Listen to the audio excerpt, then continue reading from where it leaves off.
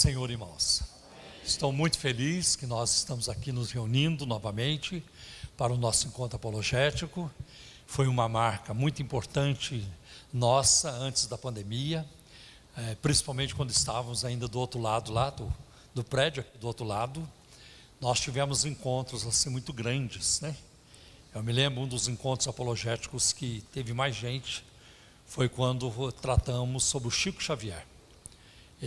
Era o ano do centenário do nascimento dele, e também foi aí produzido um filme sobre a vida de Chico Xavier. E eu me lembro que naquela ocasião nós tivemos a casa muito cheia, muita gente, né? E um outro momento também que a casa lotou, já era aqui nesse prédio, ainda naquele púlpito antigo, mais alto, mais estreito. Eu tratei sobre o Templo de Salomão, não de Jerusalém, o Templo de Salomão genérico ali no Brás, né? O templo fake. Então a casa super lotou. Nós tivemos que colocar a turma no púlpito porque não cabia, não tinha onde caber, e muita gente foi embora, né? Então eu acho que é muito importante nós nos reunirmos periodicamente. Eu não pretendo fazer todo mês, mas eu quero pelo menos uma vez a cada 3 meses trazer um tema que seja atual, que vá também ajudar a igreja, os cristãos na sua caminhada. Esse é o nosso desejo, tá bem? E queremos falar a verdade com amor. Nós não queremos atacar as pessoas. O apóstolo Paulo diz que nós temos que falar a verdade com amor.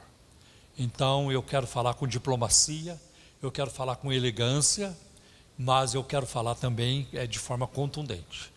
E às vezes nós temos que assim fortalecer o discurso para marcar posição, né? Isso está errado, isso não é bíblico, isso está certo, devemos ir por aqui ou por ali.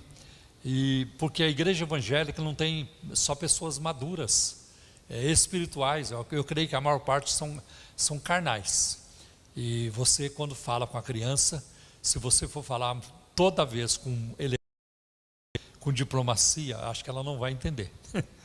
Então tem hora que a gente precisa ser mais claro nas posições, mas que Deus me dê a medida certa, que as minhas emoções estejam alinhadas também com a orientação do Espírito Santo.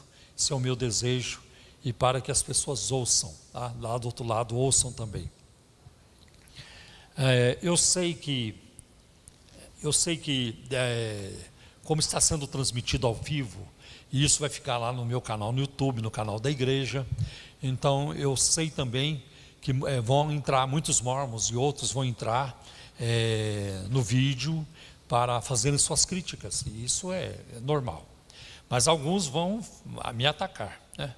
É um mentiroso, isso é mentira e tudo isso.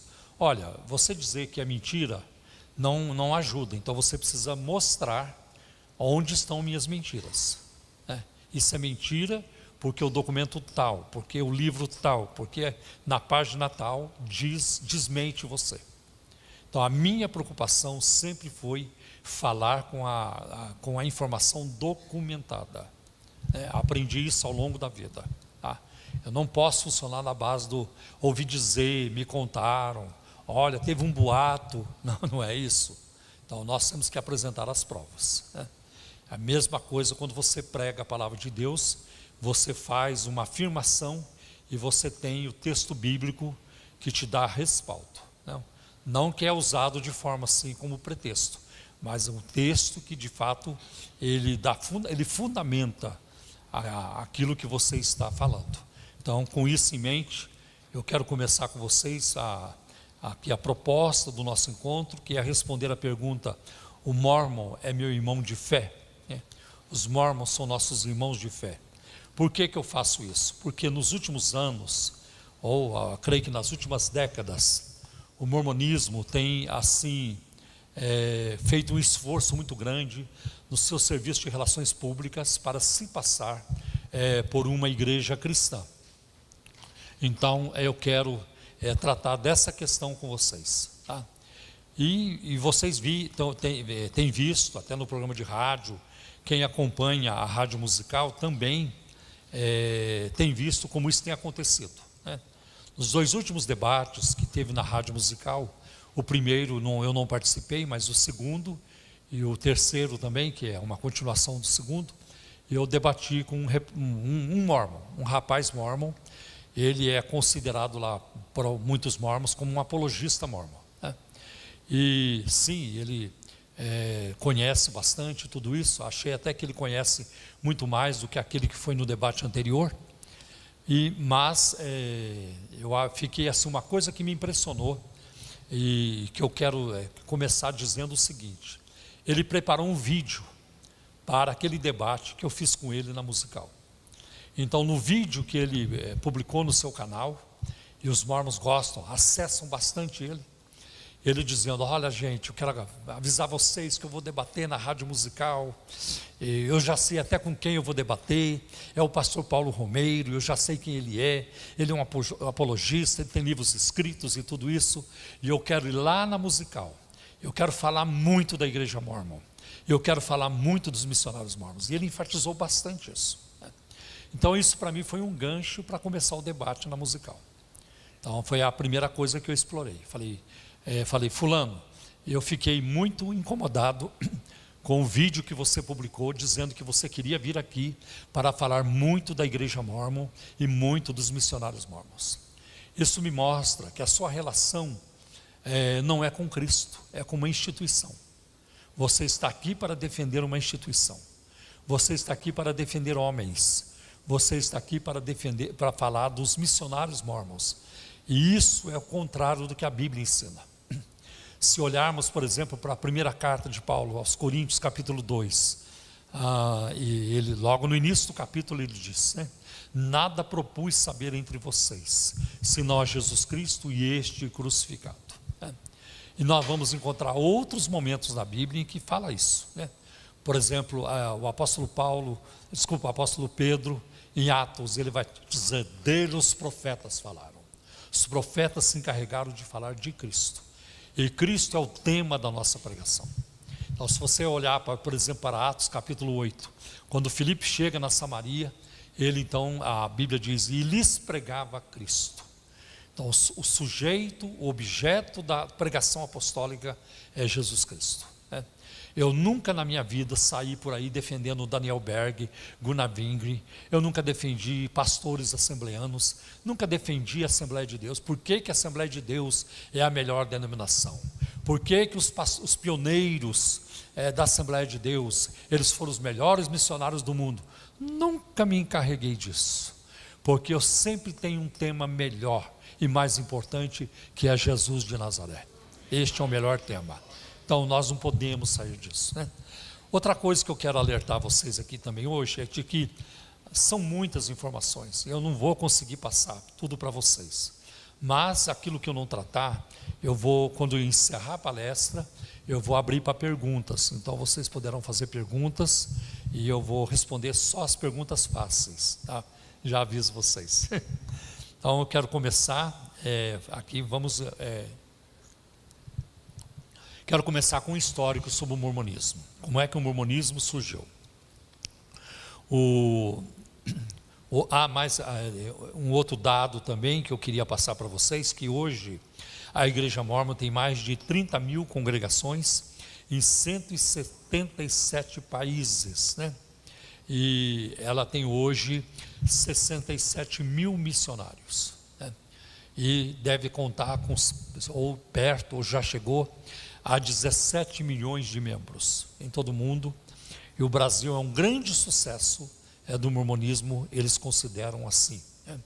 Então, e a entrada de dinheiro é uma entrada monstruosa, muito dinheiro que a igreja arrecada.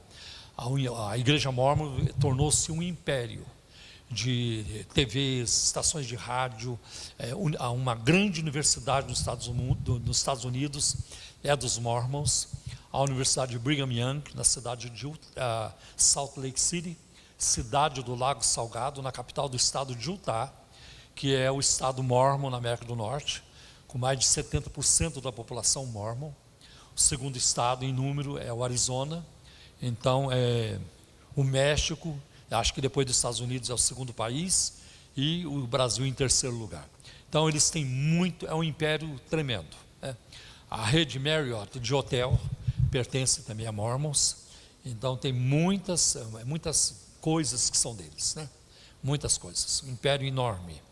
Bom, Joseph Smith, o fundador do mormonismo, Joseph Smith Jr., o fundador do mormonismo, ele nasceu na cidade de Sharon, no estado de Vermont, nos Estados Unidos, em 23 de dezembro de 1805. E a sua família mudou-se para Manchester, em Nova York, quando ele tinha aproximadamente 14 anos de idade. E a família de Joseph Smith era uma família supersticiosa. A história mormon diz que, eu vou passar a versão mormon primeiro, depois eu vou apresentar qual é a versão correta. A primeira visão que ele tem aconteceu em 1820, quando ele estava então com 14, 15 anos. Ele declarou que o Pai, em forma humana, e Jesus Cristo apareceram para ele em 1820, e José Smith perguntou para eles: qual de todas as seitas era verdadeira, a fim de saber a qual unir-me? Então ele declarou: foi-me respondido que eu não me unisse a nenhuma delas, porque todas estavam erradas e que todos os seus credos eram uma abominação à vista de Deus, ou à sua vista.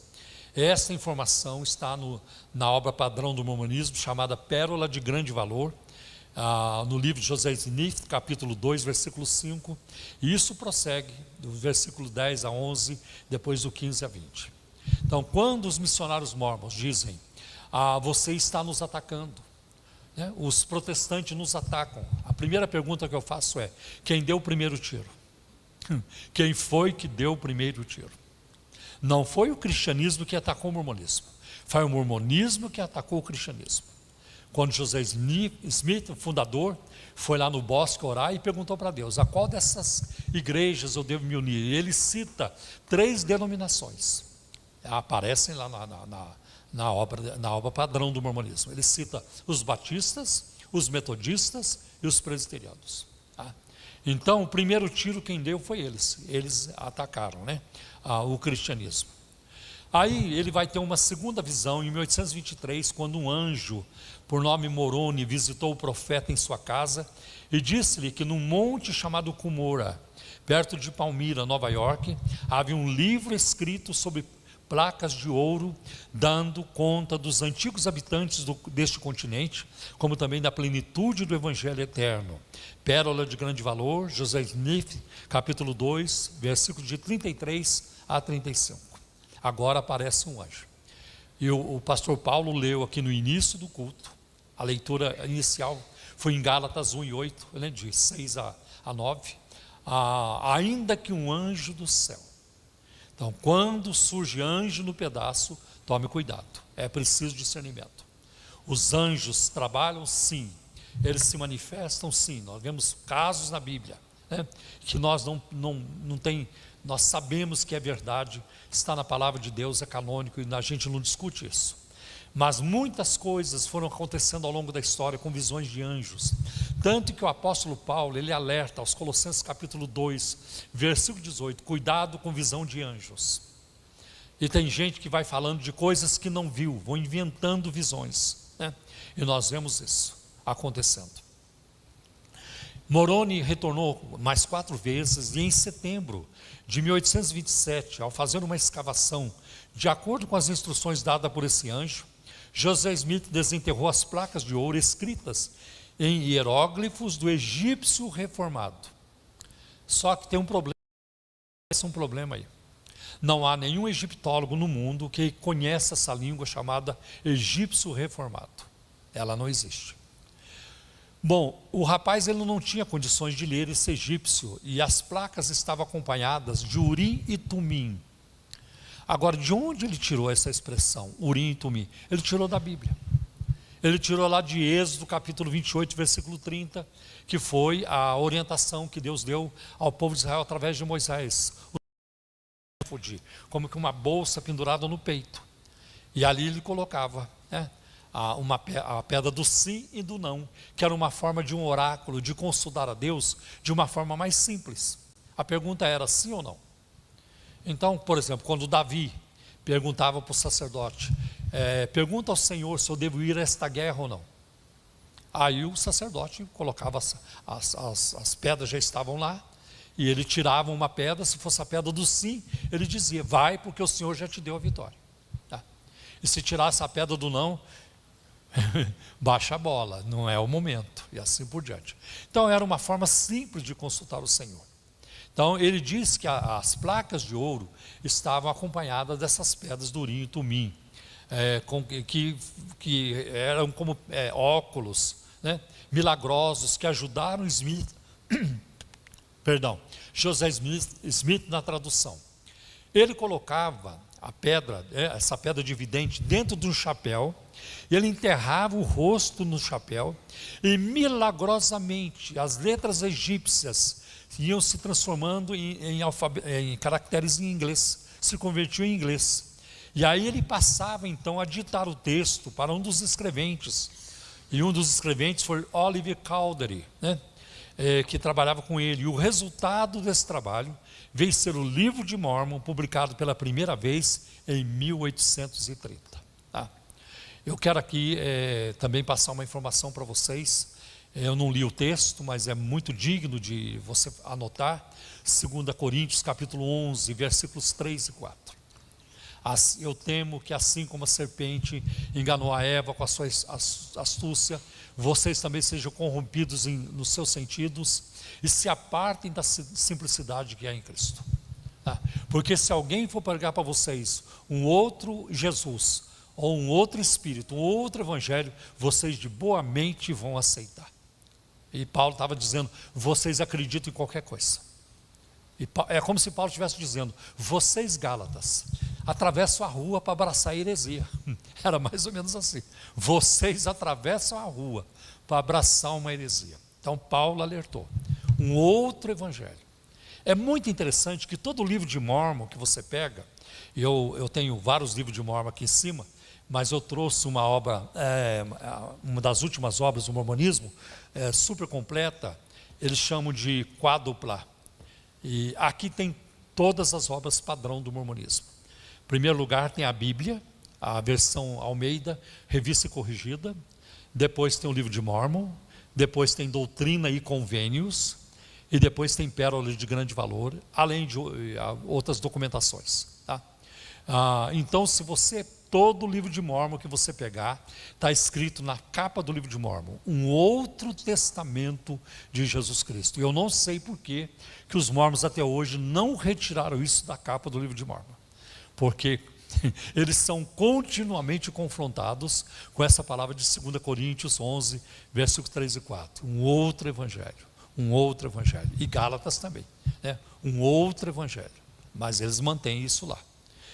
Então hoje, os mórmons, eles investem bastante na mídia, nas mídias sociais. Constantemente você vai ver os missionários mórmons, as missionárias também, chamada sister, né? Irmã em inglês. O missionário tem uma plaquinha escrita elder, significa ancião. Eles não traduzem. Você não vai encontrar um jovem de 18, 19 anos com a plaquinha escrita aqui ancião, porque não combina com a idade dele. Então eles mantêm a nomenclatura no inglês elder, né? Que significa ancião. Significa que ele é um missionário.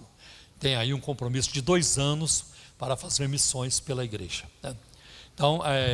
Então isso acontece também, o livro de Mórmon. Bom, uma outra coisa que o livro de Mórmon, apesar de José Smith considerá-lo o livro mais perfeito que já surgiu na Terra, ele já passou por mais de 4.000 mudanças, e mudanças substanciais, mudanças profundas, tá? Acomodações e tudo, corrigir uma coisa aqui, tirar uma coisa ali, e isso tem acontecido bastante também. Bom, mais tarde, em maio de 1829, enquanto Oliver Cowdery estava escrevendo a tradução em inglês que José Smith lhe dava, eles foram ao bosque para orar sobre o batismo para a remissão de pecados. Enquanto eles estavam orando, João Batista apareceu-lhes. Gente, eu não ficaria nada feliz se João Batista aparecesse para mim. Eu não ficaria nada feliz. João Batista apareceu-lhes e impôs suas mãos sobre eles, ordenando-os assim para o sacerdócio de Arão. Depois deste evento, o José Smith e Oliver Cowdery batizaram um ao outro e ordenaram um ao outro para o sacerdócio arônico, né? Sacerdócio de Arão. Tá? Isso está na pérola de grande valor. Eu quero falar alguma coisa sobre o sacerdócio, né? Primeiro, a igreja mórmon tem dois sacerdócios, o sacerdócio arônico e o sacerdócio de Melquisedeque.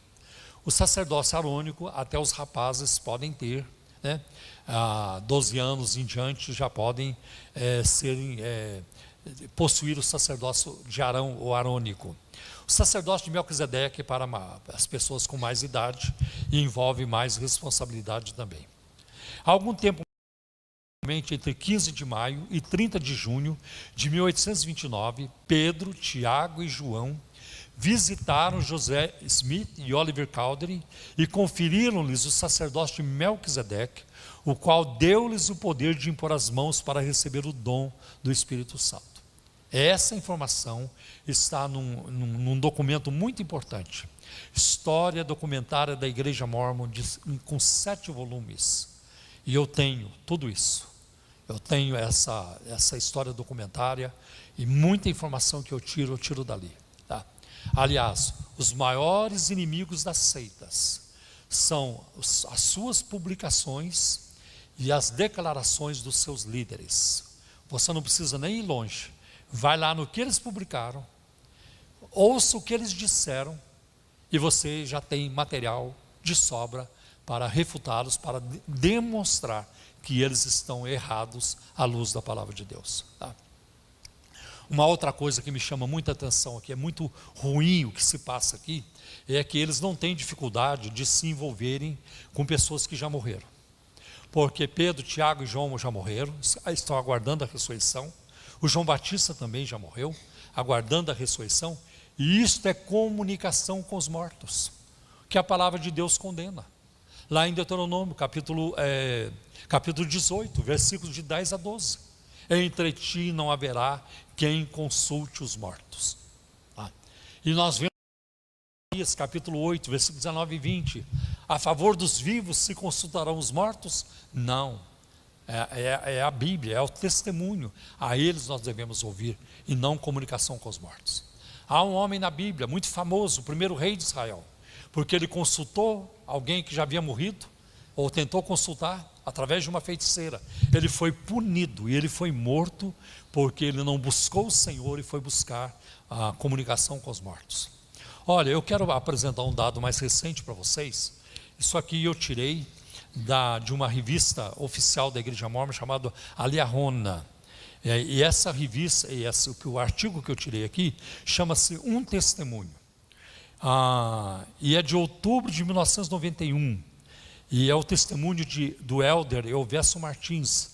Elvésio Martins foi o primeiro negro no Brasil a receber o sacerdócio na Igreja Mórmon, com a mudança da doutrina ou da regra, a partir de 1978. Tá? Ele era um professor universitário, tinha formação, se não me engano, em engenharia, alguma coisa assim, ou na área agrícola, e ele não podia receber o sacerdócio. Mas com a mudança, eu vou explicar depois essa mudança, em 1978 ele recebeu. Então ele passou a fazer parte do coro dos 70, porque na Igreja Mórmon é assim, tem a primeira presidência, o presidente com 2 auxiliares, e aí abaixo dele tem o coro dos 12 apóstolos, tá? E abaixo do coro dos 12 apóstolos tem o coro dos 70, e abaixo do coro dos 70 tem um punhado de outros cargos que são mais baixos na hierarquia. Tá? Quem se torna presidente e profeta da igreja é sempre o mais idoso no coro dos 12 apóstolos. Não tem nem eleição, todo mundo já sabe quem vai ser. Se o mais idoso morrer, aquele na fila vai assumir a presidência e vai ser considerado o profeta vivo na Igreja Mórmon. Mas olha o que o Elvésio Martins conta, uma experiência que ele viveu com a sua mãe, que já havia morrido. Ele estava no hospital e ele diz assim, na página 2: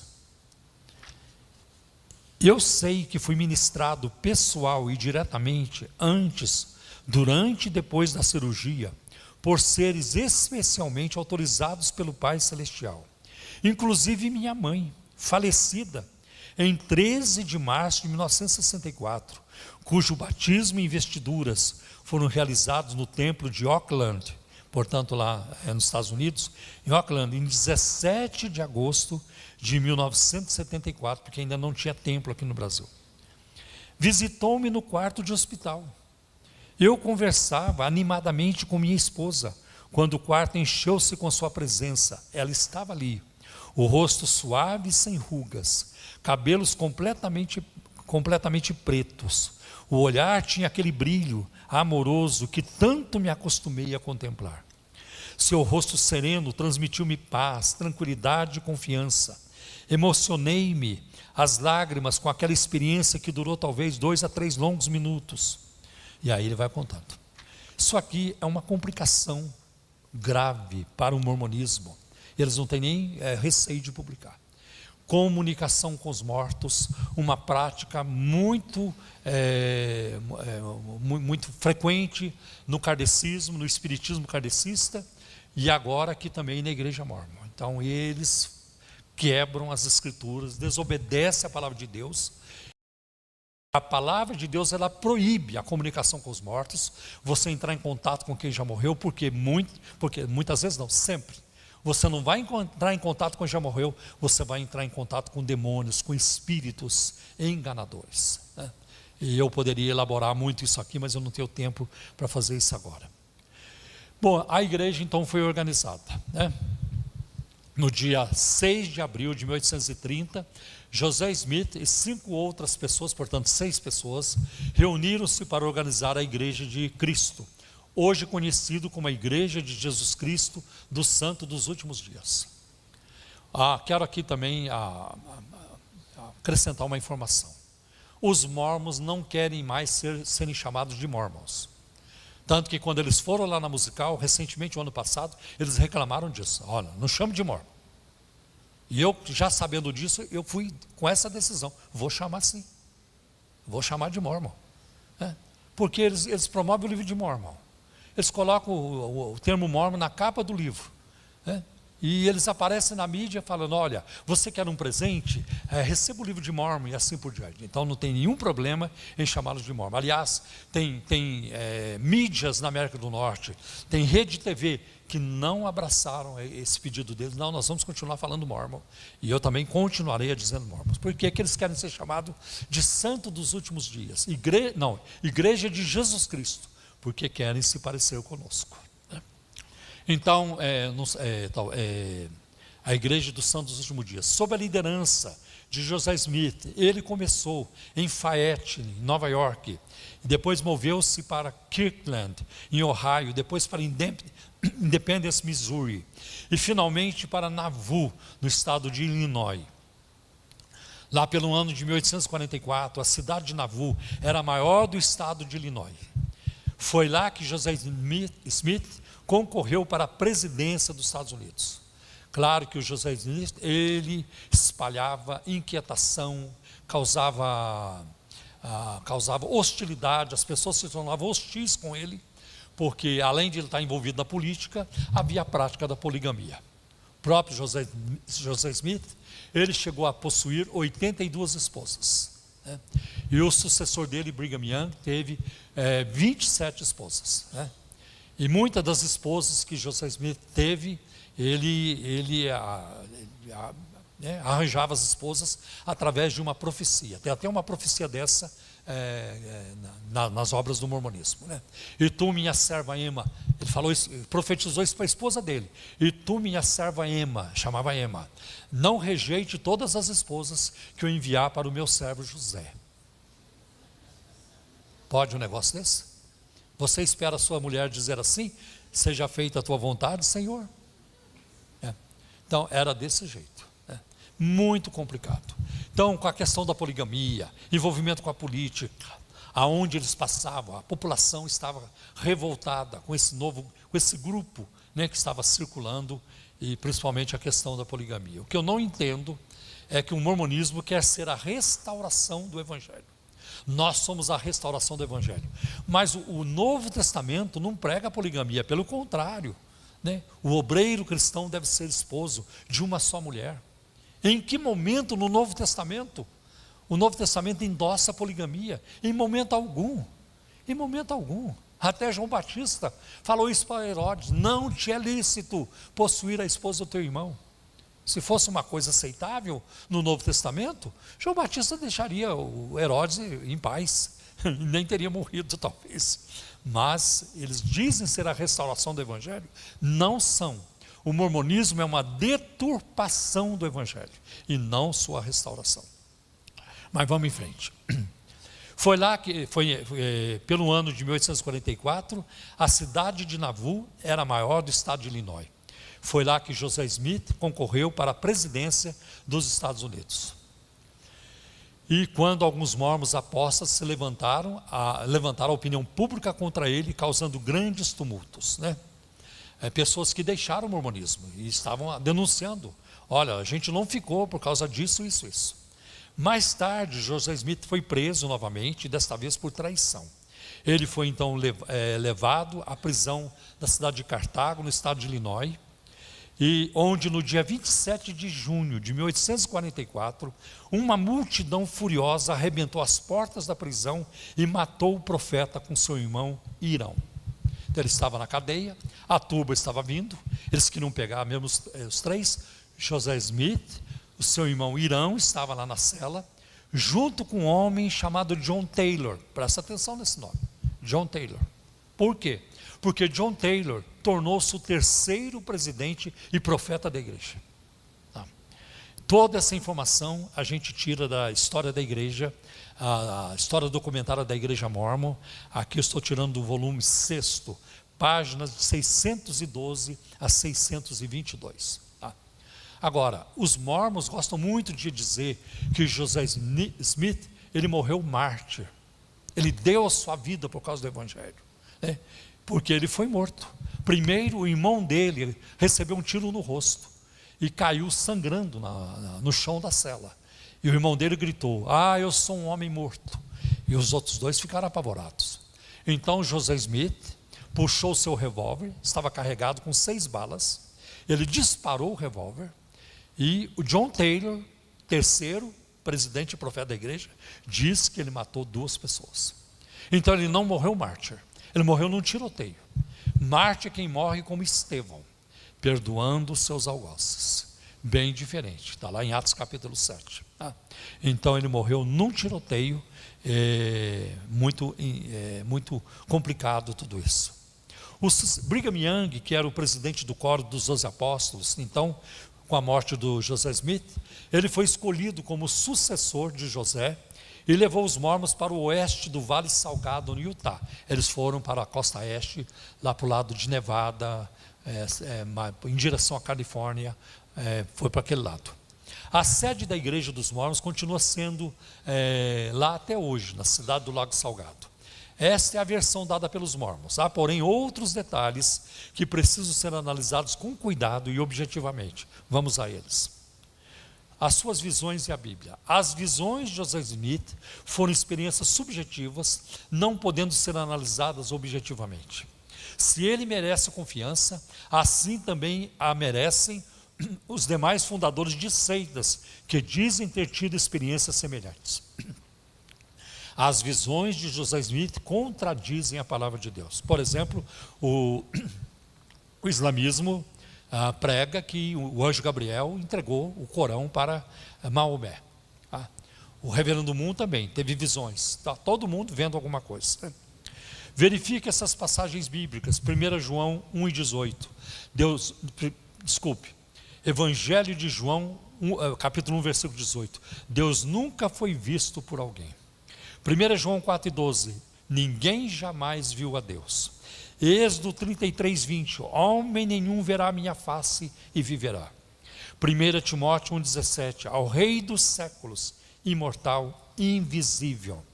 Ou aquele que tem ele só imortalidade, habita na luz inacessível, ao qual nenhum homem viu nem pode ver. É isso aí, isso que eu acabei de citar está em 1 Timóteo 6, versículo 16. Veja as suas visões e a história. As experiências de José Smith não somente contradizem as escrituras, mas também a história. José Smith declarou que em 1820 houve uma agitação anormal sobre questões religiosas e grandes multidões se uniam aos diferentes partidos religiosos.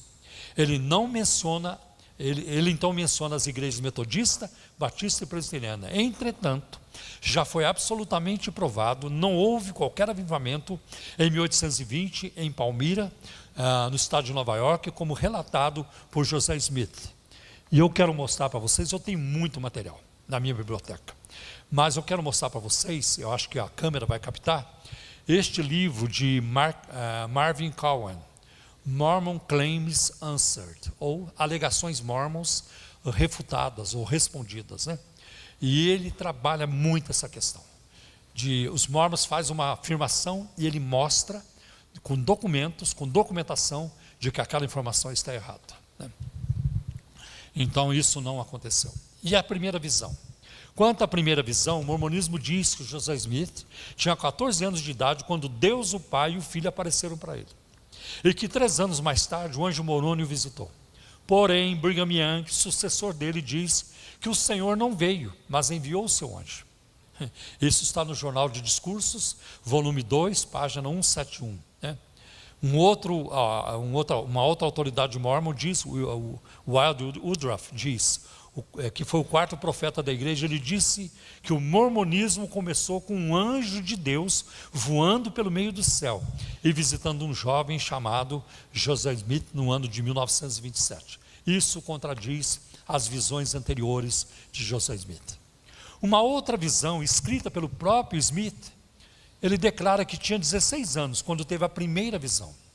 Os vários relatos da primeira visão nos dizem que José Smith viu um anjo, anjos no plural, o Senhor e 2 personagens. Então, assim a informação não bate. Outro fato estranho é que José Smith tentou membrar-se na igreja metodista em 1828. E ele foi impedido de membrar-se porque ele estava envolvido com necromancia, adivinhação e fantasmas sangrentos. E isso está aqui no livro que eu acabei de apresentar para vocês, na página 8. Tá? Mormon Claims Answered. Você sabia que em 1826, José Smith foi condenado num tribunal nos Estados Unidos? Por quê? Porque ele tinha uma prática muito interessante.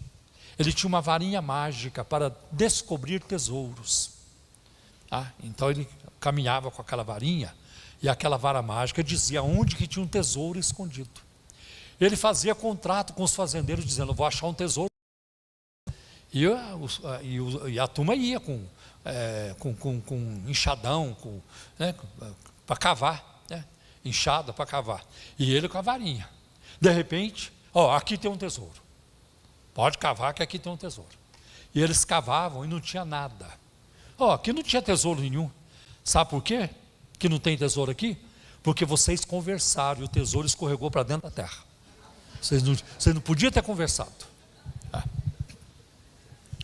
Como é que pode hoje milhões de pessoas depositarem o destino eterno das suas almas nas mãos de um falso profeta?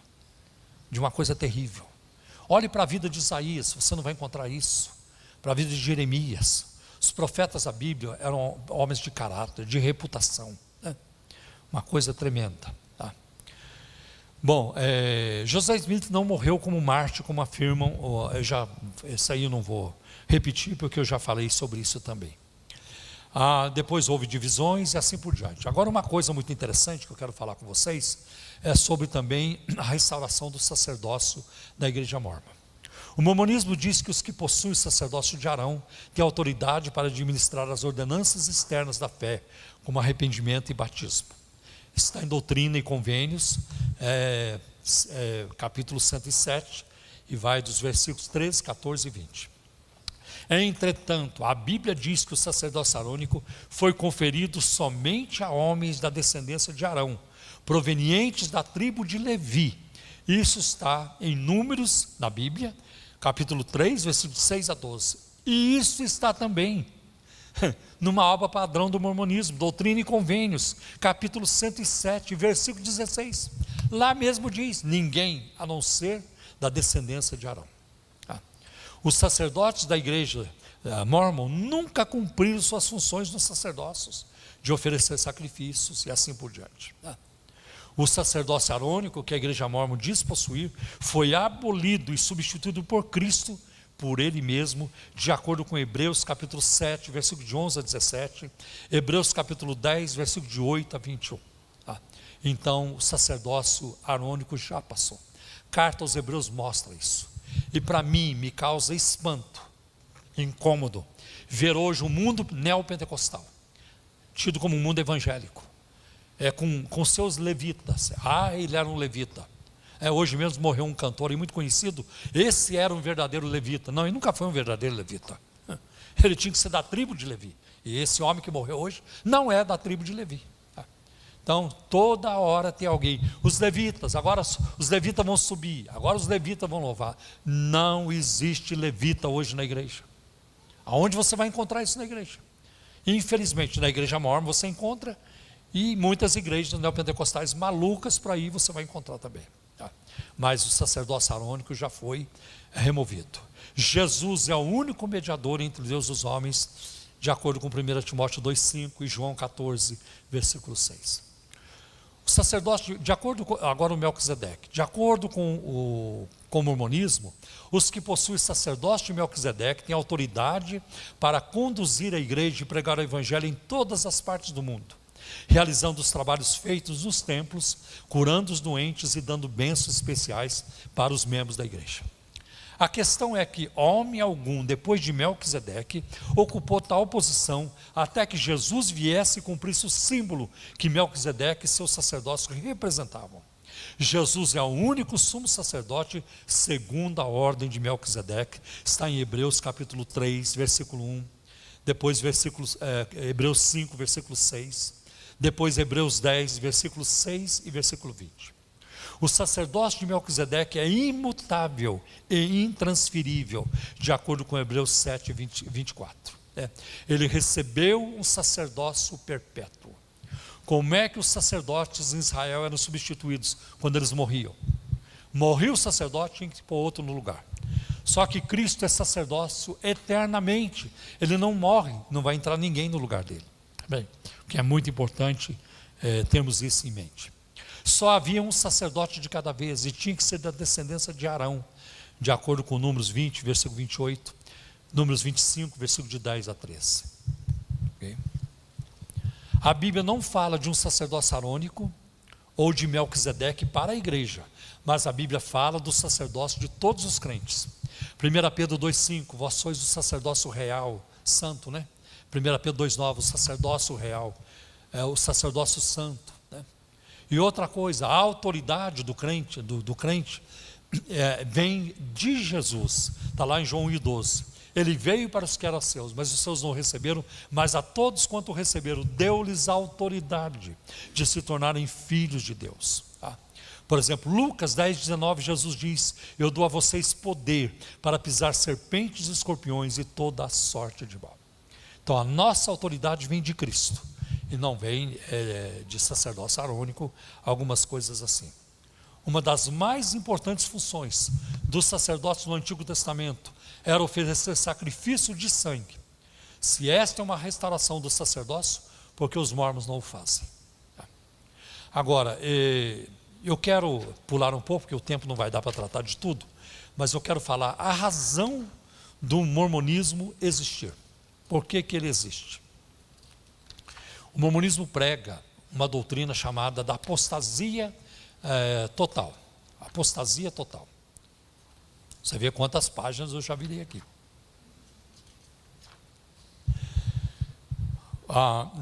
Num livro, eu trouxe até para mostrar, neste livro de James Talmage, A Grande Apostasia, ele faz a seguinte declaração no prefácio do livro. Uma apostasia geral se desenvolveu durante e após o período apostólico, e que a igreja primitiva perdeu seu poder, autoridade e graças, como instituição divina, tornando-se uma simples organização terrena. o significado e a importância da grande apostasia como condição precedente ao restabelecimento da igreja nos tempos modernos são óbvios.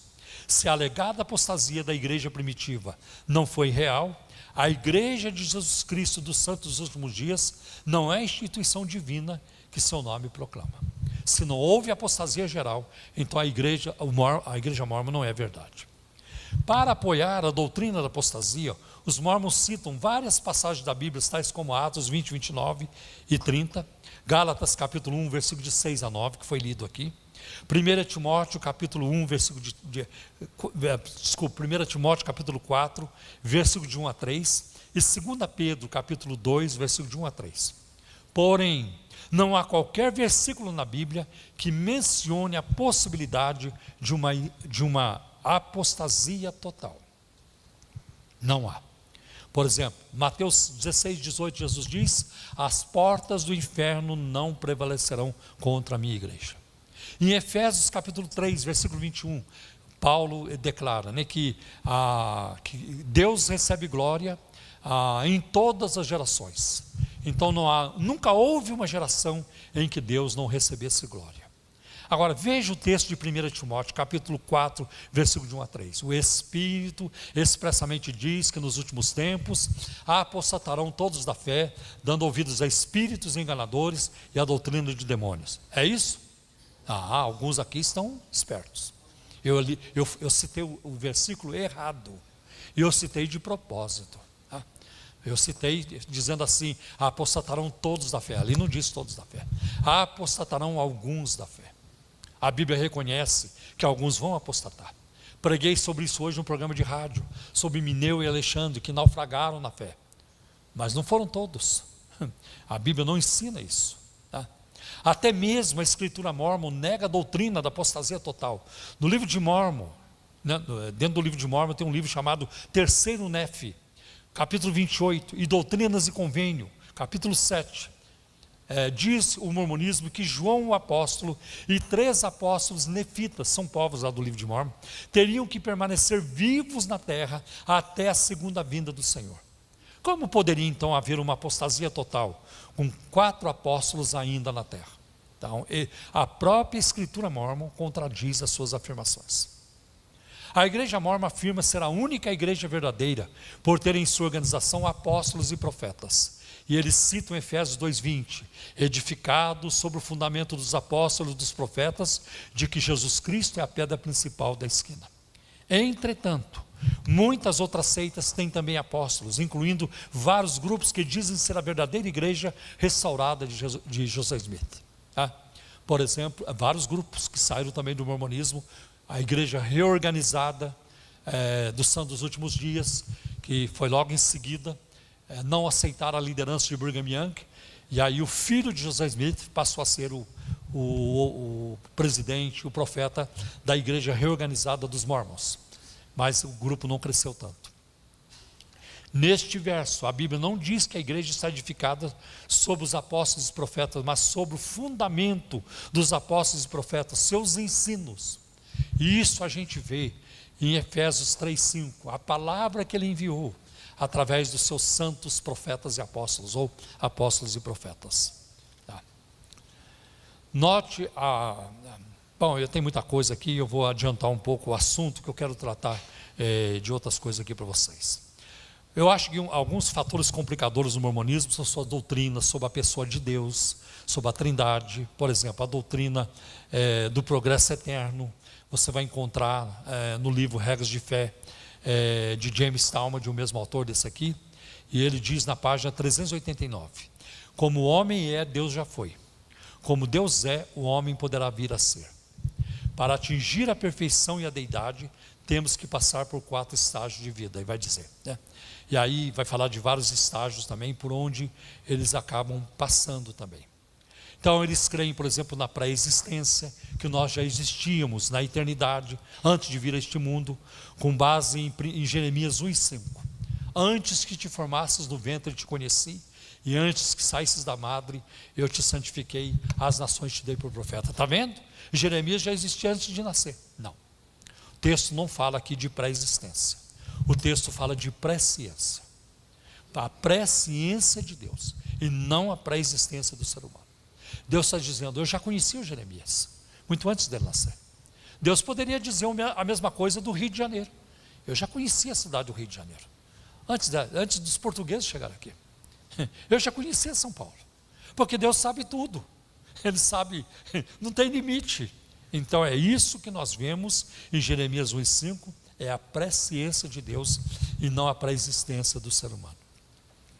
Eles dizem que progredimos daí para o mundo de espírito pré-mortal, onde nascemos por criação de Deus e de suas esposas.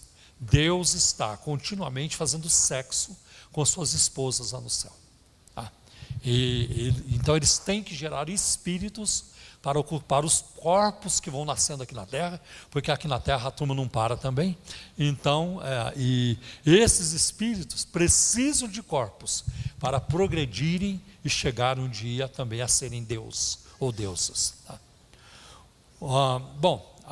Deixa eu adiantar um pouco mais aqui. O artigo número 1 das regras de fé, eu trouxe até a regra de fé aqui, eu vou mostrar se a câmera puder captar. São 13 regras de fé. Regras de fé da Igreja de Jesus Cristo dos Santos dos Últimos Dias, né? Então, a doutrina sobre Deus, o artigo número 1 das regras de fé da Igreja Mórmon diz: cremos em Deus o Pai Eterno, em seu Filho Jesus Cristo e no Espírito Santo. Por causa dessa declaração, muitos pensam que os mormons creem no Deus Trino, no cristianismo ortodoxo. Porém, o mormonismo interpreta isso muito diferente. O apóstolo mormon, James Talmage, de novo, em seu livro Regras de Fé, página 51, discute a ideia de um Deus manifesto em 3 pessoas e diz: seria difícil conceber maior número de contradições e falta de concordância expressas em tão poucas palavras. No livro Ensinamentos do Profeta José Smith, na página 361, eu tenho essas obras, essa coleção, está escrito: eu sempre declarei que Deus é um personagem distinto, que Jesus Cristo é um personagem separado e distinto do Pai, distinto de Deus o Pai, e que o Espírito Santo é outro personagem distinto e é Espírito. Estes 3 personagens distintos são 3 personagens distintos e 3 deuses. Então o mormonismo não se envergonha de pregar o triteísmo, que é a crença em 3 deuses. Quanto a Deus do Pai, José Smith ensinou o seguinte: o Pai possui um corpo de carne e ossos tão tangível como o do homem, o Filho também. Mas o Espírito Santo não possui um corpo de carne e ossos, mas é um personagem de espírito. Se assim não fora, o Espírito Santo não poderia habitar em nós. Doutrina e Convênio, capítulo 130, versículo 22. José Smith disse ainda: o próprio Deus já foi como nós somos agora. Ele é um homem exaltado, entronizado em céus distantes. Ele já foi um homem como nós, sim, que o próprio Deus, o Pai de todos nós, habitou sobre a terra, tal como o próprio Jesus Cristo fez, e vou prová-lo pela Bíblia. Isso, Ensinamentos do Profeta José Smith, páginas 336 e 337. Veja agora o que Brigham Young, o segundo profeta e presidente da igreja, declarou. Isso está no livro Doutrinas da Salvação, volume 1, página 105. Quando nosso pai Adão chegou ao jardim do Éden, veio com um corpo celestial e trouxe consigo uma de suas esposas, Eva. Ele ajudou a fazer e organizar este mundo. Ele é Miguel, o arcanjo, o ancião de dias, do qual tem falado e escrito homens santos. Ele é o nosso Deus, o único Deus com quem temos algo a ver. Quanta confusão, quanta salada indigesta em tão poucas palavras. O Pai Celestial chegou com a sua esposa lá no jardim. Ele é Miguel, mas ele é também Adão, e ele vai ensinar isso, né?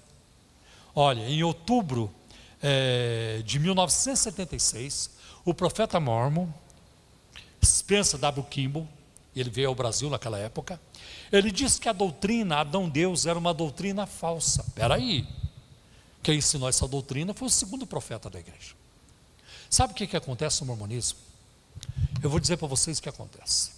Quem tem autoridade no mormonismo? A Bíblia, com uma ressalva, o livro de Mórmon, Doutrina e Convênios, Pérola de Grande Valor. São as 4 obras padrão. e as declarações do profeta vivo. Tem o mesmo valor das obras canônicas. Quando o profeta fala, tem valor canônico para eles. Então, o que acontece? O que acontece é que nenhum profeta tem autoridade. Porque o profeta que fala uma coisa hoje, aí depois dele vem outro profeta e o contradiz. Então, no mormonismo não existe uma revelação progressiva, o que é contínua, quer dizer. Não existe uma revelação contínua. O que existe é uma contradição contínua, como acontece também no Adventismo dos Sétimos Dias, lá com a Ellen Goodwhite, a profetisa deles. Então eu acho incrível isso. Agora, ele falou isso, a qualquer momento vai surgir um profeta dizendo, olha, o Spencer W. Kimball estava errado, o Brigham Young, nós temos que ficar fiéis a ele, porque na verdade ele conviveu com o nosso fundador e assim por diante. Não sei, quem viver verá. O mormonismo ensina o progresso eterno, dizendo, como o homem é, Deus já foi. Como Deus é, o homem poderá vir a ser. Essa é a regra de fé de Talmud, na página 430. Os mormons também têm muita dificuldade com expressões como a boca de Deus, o braço de Deus, os olhos de Deus, que são linguagens antropomórficas. A Bíblia atribui a Deus partes humanas e até sentimentos humanos, para que nós possamos entender a comunicação de Deus. Então é uma linguagem simbólica, uma linguagem antropomórfica, né? Que acontece muito. Por exemplo, a Bíblia ensina que há somente um Deus e não três deuses. Ouve, ó Israel, o Senhor nosso Deus é o único Senhor. Isaías 43:10. Antes de mim, Deus nenhum se formou, e depois de mim, nenhum outro haverá. Isaías 44:6. Fora de mim não há Deus. E Isaías 44:8 é mais contundente ainda. Há outro Deus além de mim? Isso aqui é o próprio Deus perguntando. Não há outra rocha que eu conheça. O mormonismo crê na existência de milhões de deuses. É politeísmo assim escrachado, quer dizer. Então, mas o Deus da Bíblia diz, eu não conheço outro Deus além de mim. O cristianismo não crê em três deuses, mas num Deus em três pessoas distintas, não separadas. Uma só essência, o Pai, o Filho e o Espírito Santo. Eu sei que é difícil entender Deus. Nossa mente é finita e Ele é infinito. Por isso a Trindade está além da compreensão humana, mas ela está na Bíblia. O próprio livro de Mórmon, em 2 Nefe, capítulo 31, versículo 21, declara, e agora, eis que esta é a doutrina de Cristo, a única e verdadeira doutrina do Pai, do Filho e do Espírito Santo, que é um Deus infinito. E de novo, em Doutrina e Convênio, capítulo 20, versículo 28, está escrito, o Pai, Filho e Espírito Santo são um Deus infinito e eterno, sem fim. E tem outras escrituras mormons. Então você vê, a Doutrina e Convênio contradiz o livro de Mórmon contradiz a Bíblia, a Pérola de Grande Valor contradiz esses três, e os profetas mormons vão se contradizendo, contradição contínua, não escapa disso, né? Quantas expressões, boca de Deus, braço de Deus, etc. A Bíblia também fala no Salmo 91, versículo 4, sobre as asas de Deus. Será que Deus é uma galinha? Porque Ele tem asas? A Bíblia diz em Hebreus 12, 29, né, que Deus é um fogo consumidor. Será que Ele é uma fornalha? Isso é linguagem simbólica, né? Simbólica. Uma outra coisa, um outro texto que eu queria mencionar para vocês, de que não houve a apostasia total, é Hebreus 12, 28, que nós recebemos um reino que não pode ser abalado. Isso usa também uma linguagem do livro de Daniel. E Lucas capítulo 24, versículo 39, Jesus disse, vede as minhas mãos e os meus pés, apalpai-me e vede, porque um espírito não tem carne e ossos como vedes que eu tenho. O que é que Jesus disse em João capítulo 4, versículo 23 e 24? Deus é espírito. E agora aqui em Lucas 24, 39 ele diz, um espírito não tem carne e ossos como vedes que eu tenho. Então seja Deus mentiroso, seja Deus verdadeiro e o mormonismo mentiroso. Essa seria a frase. Eu vou também aqui adiantar mais um pouco. A doutrina é crucial. Se você quiser saber para onde uma igreja caminha espiritualmente, para onde uma pessoa caminha espiritualmente, basta verificar a cristologia dessa pessoa ou dessa instituição. Eu coloquei uma frase lá no meu livro Supercrentes assim: quem crê no Jesus errado, embarca numa salvação errada e vai desembarcar num céu errado. Por mais sincera que a pessoa seja. Por quê? Porque sinceridade e verdade não são a mesma coisa. Você pode estar sinceramente errado, como muitos adeptos de seitas estão. Agora, Jesus, para os mormons, ele foi criado como filho espiritual por nosso pai e mãe no céu. E aí eles vão dizer também que Lúcifer e Jesus eram irmãos espirituais. Isso eu encontro também numa obra chamada O Princípio do Evangelho, que eu tenho aqui também. E também nós vamos ver que o mormonismo ensina que Jesus não foi gerado pelo Espírito Santo. Doutrina da Salvação, volume 1, página 21. Dizem que o livro de Mórmon afirma que Jesus foi gerado pelo Espírito Santo. Eu desafio tal afirmação. O livro de Mórmon não ensina isso, tampouco a Bíblia, que Jesus não foi gerado pelo Espírito Santo.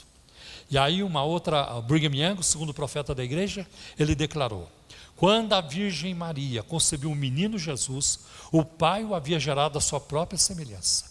Ele não foi gerado pelo Espírito. Jesus, o nosso irmão mais velho, foi gerado na carne, pelo mesmo personagem que estava no Jardim do Éden, e que é o nosso Pai Celestial. Mas o que sabem os adeptos do cristianismo com suas Bíblias na mão sobre este assunto? Comparativamente, nada. Isso está no Jornal de Discursos, volume 1, páginas 50 e 51. Outra afirmação absurda dos Mormons, por Orson Hyde, no Jornal de Discursos, página 82. Jesus era o noivo nas bodas de Caná da Galileia. Eles pregam que Jesus era casado e era polígamo. Jesus era polígamo. E eles vão dizer na mesma obra, volume 4, página 259, Jesus teve pelo menos três esposas. Então o Jesus mormon não é o Jesus da Bíblia, de maneira alguma. Por mais que eles falem, alguns deles são lisos, são treinados para... Não, nós cremos em Cristo, nós cremos, Jesus é o Salvador, Jesus é o Senhor. Eles nem creem que Jesus, que a obra de Cristo, ela foi efetuada na cruz. Para eles, a redenção, a expiação aconteceu no Getsemane. Você não vai encontrar a cruz em templo mormon. Você vai encontrar um anjo Moroni, com aquela sua trombeta. Você vai encontrar um tipo de um obelisco, alguma coisa assim. Você não encontra a cruz. Eles não se dão muito bem com a cruz. E nós sabemos que foi a morte de Cristo na cruz que é a base da nossa salvação. Da nossa salvação. Bom, vamos falar sobre a expiação de Cristo. A igreja mormon já ensinou que o sangue de Jesus, aqui é uma parte pesada, o sangue de Jesus não é suficiente para expiar todos os pecados. Há certos tipos de pecados que só podem ser expiados pelo sangue do próprio pecador. E aí o Brigham Young, de novo, no Jornal de Discurso, volume 3, página 247. Não há um homem ou mulher que quebra a aliança feita com Deus, que não seja requerido pagar o preço. O sangue de Cristo nunca limpará. O seu próprio sangue terá que expiar por ele. E aí ele repete, ainda continua dizendo: eu poderia contar-lhes de muitos exemplos onde homens têm sido justamente mortos a fim de expiar pelos seus pecados. Isto é amar nosso próximo como a nós mesmos. Se ele precisa de ajuda, ajude-o. E se ele deseja salvação e é necessário derramar o seu sangue na terra para que ele seja salvo, derrame-o. Está lá no Jornal de Discurso, volume 4, páginas 219 e 220. E aí nós vamos encontrar outras questões absurdas sobre isso também. Na verdade, o que acontecia? Alguns pecados eram punidos com morte. Adultério, um mormon casar-se com uma pessoa negra, uma pessoa preta, ele era um pecado terrível. Então, o José Smith, ele tinha um grupo de homens chamado Anjos Vingadores, e faziam esse trabalho. Às vezes, as pessoas que iam morrer, que iam ser executadas, elas tinham que cavar sua própria sepultura. Então, elas ficavam na beira da sepultura, às vezes suas gargantas cortadas, e ali elas caíam para serem enterradas. É interessante que na América do Norte, alguns estados têm pena de morte, ou vários estados têm pena de morte. Tem por injeção letal, tem por cadeira elétrica, tem várias modalidades. Agora, o estado de Utah é o único estado na União que a pena de morte é aplicada por fuzilamento. Por quê? Porque quando o executado, o réu, o condenado, ele é executado, seu sangue é derramado. Seus pecados são expiados. O que nada tem a ver com a palavra de Deus, de maneira alguma.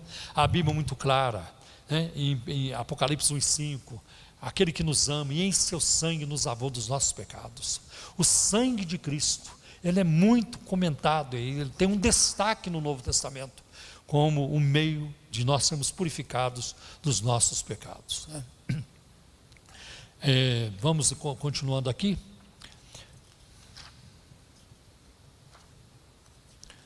Nosso tempo está acabando, Olha, tem a questão do templo mórmon, mas eu quero tratar de um assunto que também é muito importante, que é a questão do racismo no mormonismo. A igreja mórmon, por 150 anos, ela negou o sacerdócio para os negros.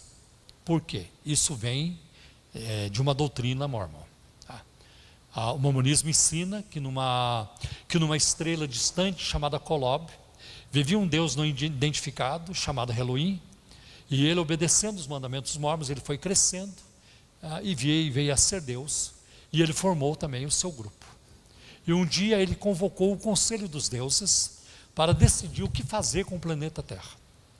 E nesse conselho estava Jesus, seu filho, e Lúcifer, irmão de Jesus.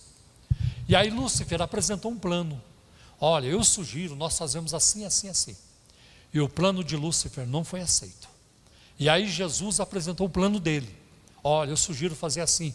E o plano de Jesus foi aceito. E o Lúcifer ficou com muita raiva.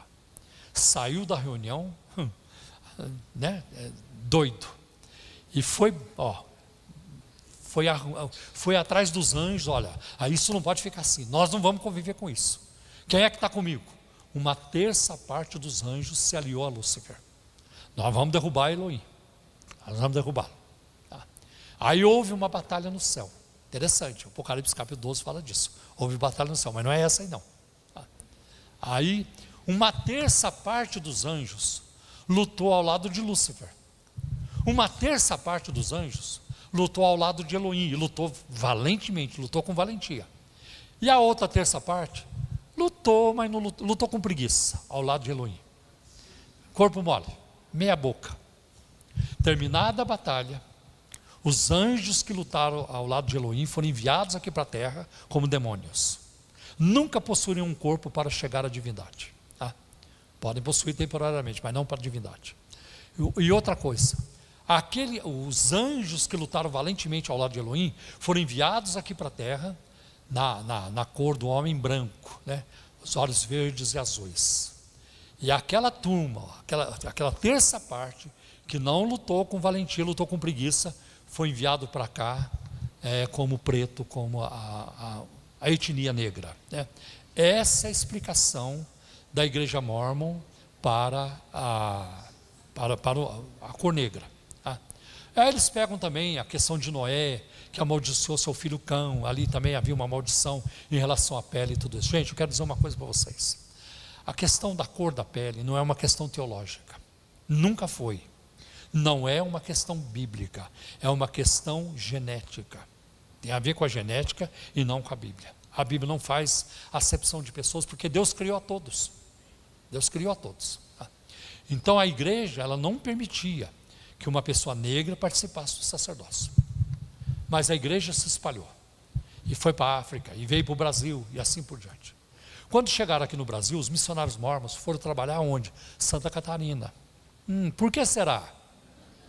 Eu preciso desenhar? Não preciso. E eles evitavam. Aliás, eu trouxe um documento aqui que eu preciso fazer menção. Eu preciso fazer menção, senão os mármores vão aparecer lá no meu vídeo. Mentiroso, tanta coisa e tudo isso. E eles podem ter acesso a esse documento que eu vou mostrar, eles vão poder ter acesso na internet. Oh, meu Deus. Não sumiu não, está aqui. Em algum lugar está aqui. Nem que eu demore meia hora, mas eu vou achar.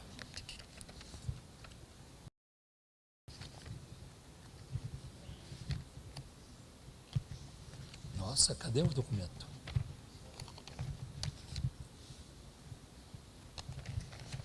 Meu Deus, por que eu deixei tão difícil assim? Não. Não. É que tem mais coisa aqui, eu acabei de achar. Então, vai ter uma turma torcendo, tomara que não acha, tomara que não acha. Meus irmãos, eu quero falar disso aqui. O título desse artigo é, eu vou traduzir porque está em inglês. Sacerdócio Mórmon e Brasileiros Negros. Isso saiu numa revista chamada Dialogue, revista deles. Volume 17, número 3, página 103, no outono de 1984. E o subtítulo é A Acomodação Religiosa numa Terra de Democracia Racial. O autor do livro é Mark L. Grover. E ele, naquela época, ele vivia em Utah, num lugar chamado Pleasant Grove, e ele era um candidato a doutorado na Universidade de História Americana, lá em Indiana, na cidade de Bloomington. Olha só, ele apresentou esse estudo dele, essa pesquisa dele, numa reunião anual da Associação de História Mormon, no dia 8 de maio de 1983, na cidade de Omaha, no estado de Nebraska. E é daqui que eu vou tirar a informação que eu vou passar para vocês. Então eles vieram para Santa Catarina. Tá? E aí os mormons não queriam envolvimento com os negros. Tá? Então eles, quando encontravam uma pessoa na rua, os missionários mormons, e percebia que aquela pessoa tinha ascendência africana, eles então davam um sinal um para o outro, passavam um risco na mão, linhagem, aqui tem linhagem, não vamos convidar. Não vamos convidar. Então eles evitavam, né, as pessoas negras ou pretas, né? Eles, naquela época, o nazismo e o fascismo estavam operando na Europa. E o Getúlio Vargas ficou com medo de uma infiltração nazista, fascista aqui no Brasil, e proibiu as reuniões em língua estrangeira. Então eles tiveram que fazer as reuniões em português. Aí não tinha como evitar. A turma começou a vir. E aí os negros vieram também. E não tinha mais como separar, virou um absurdo, porque eles costumavam chegar numa casa, primeira coisa, um álbum de fotografia. Vocês têm álbum de fotografia? A gente gosta de ver foto. Aí trazia o álbum. Aí aparecia uma pessoa negra. Quem é esse aqui? Esse aí é o nosso bisavô. Pronto, aquela casa já estava condenada. Né? Então, mas chegou um momento que não tinha mais jeito, porque muita gente começou a chegar. Né? E não tinha como verificar tudo. Por exemplo, a minha esposa é loira, de olhos verdes, mas a avó dela mulata e a bisavó era negra. Muito, muito negra. Então a minha esposa assim, então você não sei, ela tem sangue africano, né? Tem um pé na senzala, como se diz, né? Aliás, então tem sangue africano. Então como é que eu vou saber? Eu não tenho como saber, eu nem procurei saber, graças a Deus. Bom, o que acontece? Aí não tinha mais jeito, pressões, grupo aumentando. Aí viram o Elvésio Martins, que eu citei aqui hoje, uma autoridade da igreja, professor universitário, não pode ter o sacerdócio porque ele é negro. Aí você vê um garoto de 12 anos tendo sacerdócio, mas um professor universitário não pode. E as pressões começaram a aumentar aqui no Brasil, na Europa, na África, principalmente na África.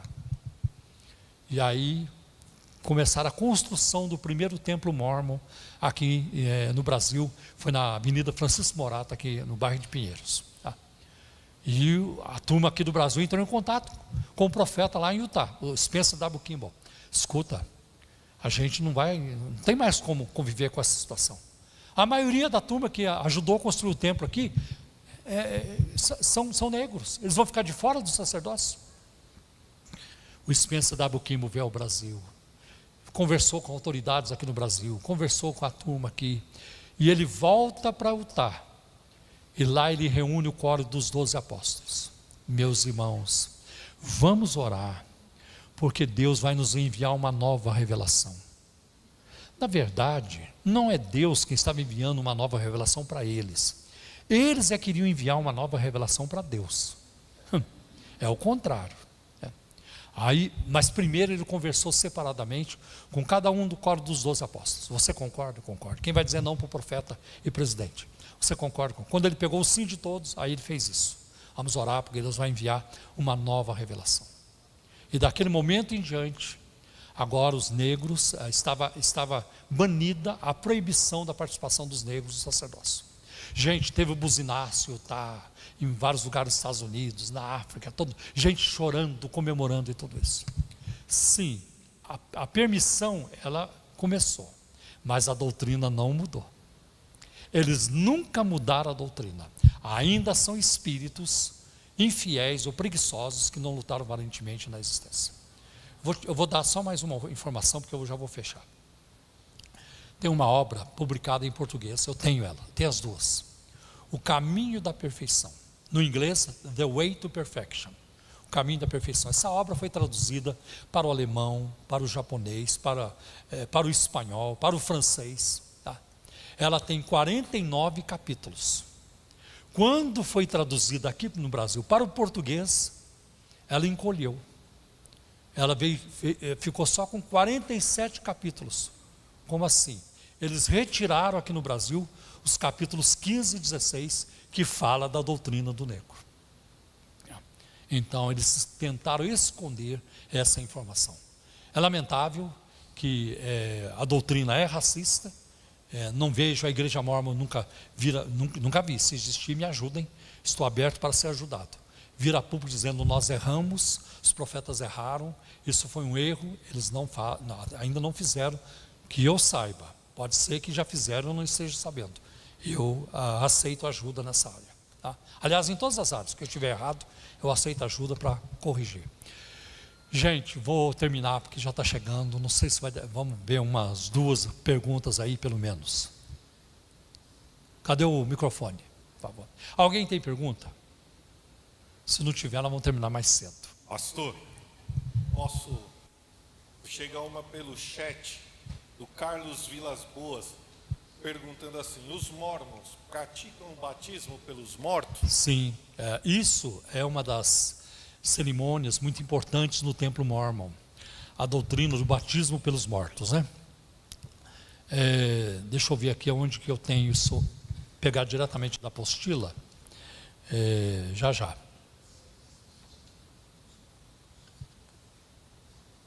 Espera aí.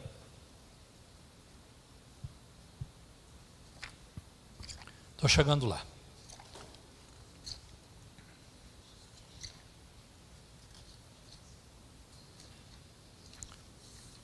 Bom, na verdade, está aqui. A igreja mórmon, ela batiza por alguém que já morreu. Eles chamam isso batismo por procuração. By proxy, por procuração. Uma vez eu conversei com um mórmon, ele veio trabalhar na minha casa, e ele falou para mim que o batismo pelos mortos foi a razão dele ter entrado para o mormonismo, porque foi uma forma dele fazer alguma coisa pelos seus familiares que já tinham morrido. Então você batiza no lugar de alguém. Tá?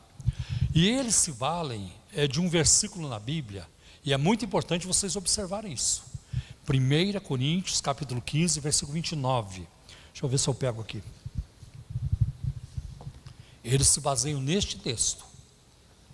E que se você não prestar atenção, você acha, olha, então vamos ver. Está aqui. Coríntios 15, 29. De outra maneira, que farão os que se batizam pelos mortos, se absolutamente os mortos não ressuscitam? Por que se batizam eles então pelos mortos? Está aqui, ó.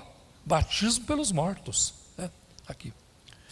Quando você tem um texto, né, todo texto tem que ser analisado à luz do seu contexto. Né? Por exemplo, um versículo, para você explicar um versículo, tem que ver aquilo que vem um pouco antes, um pouco depois. Às vezes tem que ler o capítulo todo, às vezes tem que ler o livro todo. Às vezes você tem que procurar outras partes da Bíblia. Por exemplo, para você entender Apocalipse, vai precisar de Daniel. Para você entender a carta aos Hebreus, vai precisar do livro de Levíticos. É muita relação. Tá? E aqui eu pergunto, qual é o assunto do capítulo 15 de 1 Coríntios? É batismo pelos mortos? Não. O assunto é a ressurreição. E Paulo faz isso desde o início. Né? Cristo morreu e ressuscitou. Se Cristo não ressuscitou, a fé é vã e tudo isso. Quando chega no versículo 29, Paulo aponta para uma prática pagã para reforçar o seu argumento. Ele diz, gente, até os pagãos batizam pelos mortos. Até eles creem na ressurreição.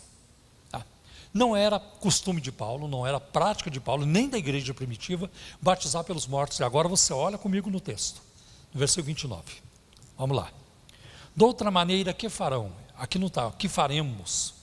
Eles fazem, não nós.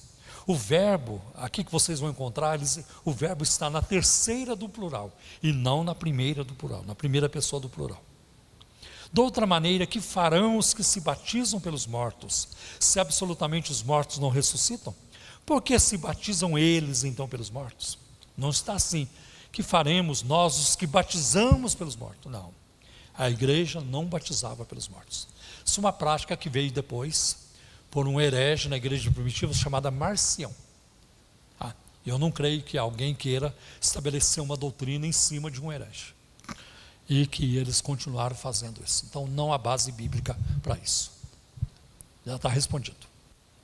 Desculpa, o versículo 30 é muito importante. Porque aí Paulo usa a primeira do plural. Porque estamos nós também a toda hora em perigo? Eles batizam pelos mortos porque creem na ressurreição. Nós estamos a toda hora em perigo porque cremos na ressurreição. Essa é a diferença. Tem mais alguém? Sim, o José? Desculpe, José Luiz. Eu conheci você quando você entrou. Tudo bem, pastor? Tudo bem, querido. Uma pergunta sobre aquele vídeo Fabricantes de Deuses, que é antigo. Qual a tua opinião sobre ele? Se é bom para evangelizá-los? Não, o vídeo Fabricante de Deuses, ele foi lá do início da década de 80, né? Da década de 80. Ele foi muito bom para aquela época, muito bom. Eu usei muito, mas aquele vídeo está muito ultrapassado. Então é preciso entrar hoje em sites e procurar materiais que estão mais atualizados, né? Senão a gente fica falando de coisas de 30 anos atrás, os mormons dizem, isso não tem nada a ver com a igreja. Então tem material novo. Aqui no Brasil, eu quero citar para vocês um site que vai ajudar muito vocês, não apenas no mormonismo, mas em outros grupos, que é o CACP, Centro Apologético Cristão de Pesquisas, CACP, do pastor João Flávio Martinez. Tá? Infelizmente eu não trouxe aqui para mostrar, eu ia mostrar lá na musical, mas também lá não deu tempo, de vários sites no inglês, para vocês acessarem, quem fala inglês, e tem material também em espanhol, né? E tem material também em português, tem material em sites americanos já com materiais traduzidos para o português. O que eu vou fazer, daqui uns dias eu vou gravar um vídeo sobre um aspecto do mormonismo, sobre uma doutrina mormon, e aí eu vou colocar essas informações lá, quais sites vocês podem acessar. Tá bem? Mas eu não usaria mais o Fabricante de Deuses. Está muito distante. Olha quantas décadas já se passaram, né? Agora, a questão do templo mormon, por exemplo, você entra, mesmo no site da igreja mormon, você vê as fotos dos templos, o que acontece lá e assim por diante. Tá bem? O pastor Geraldo, depois o Amaro, e aí nós encerramos. Gente, sabe por que eu quero encerrar? Eu tenho um compromisso logo depois de que a gente terminar aqui, eu vou correr para outro lugar.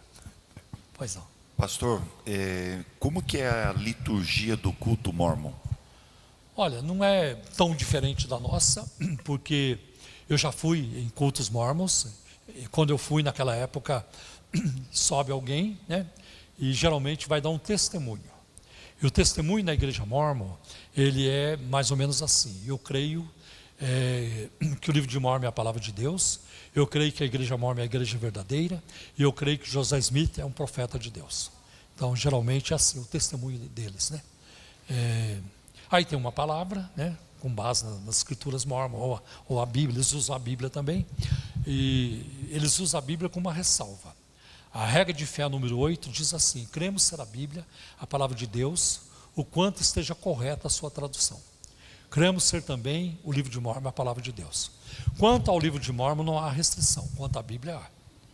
Então, quando a Bíblia ela concorda com o mormonismo, ela é a palavra de Deus. Se discorda do mormonismo, ela está mal traduzida. E eu já perguntei para os mormons, e continuo perguntando: você pode me apontar um versículo da Bíblia que está mal traduzido? Eles não conseguem. Eles não conseguem. Mas é uma forma de colocar a Bíblia em segundo plano, né? Geralmente assim. Agora o Amaro. Pega leve, Amaro. Não, estou brincando. O que eles falam assim a respeito do modo como Jesus morreu? Eles creem que Jesus morreu na cruz. Mas eles mostram que a expiação foi no Getsemane, que foi o verdadeiro sofrimento de Cristo. Porque eu li um livro, foi da Assembleia de Deus, de 82, eu tenho esse livro lá todo debulhado, mas tem. Fala que ele morreu, segundo os mormons, diz que Jesus morreu numa estaca pregado na beira da estrada, não sei. Isso aí são as testemunhas de Jeová. As testemunhas de Jeová não gostam também, elas não gostam da cruz. Então elas dizem que Jesus morreu pendurado numa estaca. Agora, a própria Bíblia vai negar isso.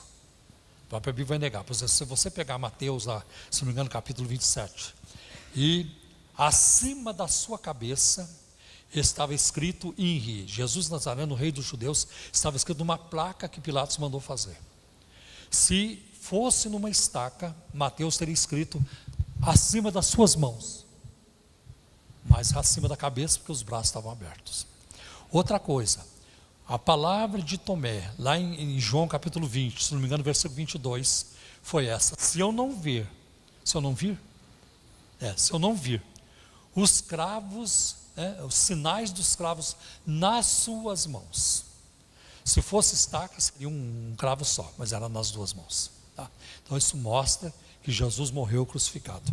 E a própria arqueologia, as catacumbas de Roma, tudo que demonstra, apresenta o cristianismo da igreja primitiva, mostra que ele morreu. Pedro usa a palavra stauros, que pode ser uma estaca, mas pode ser também a palavra cruz. Não há problema em relação a isso. Pois não? Avisos? Então vem dar os avisos. Meus irmãos, eu queria passar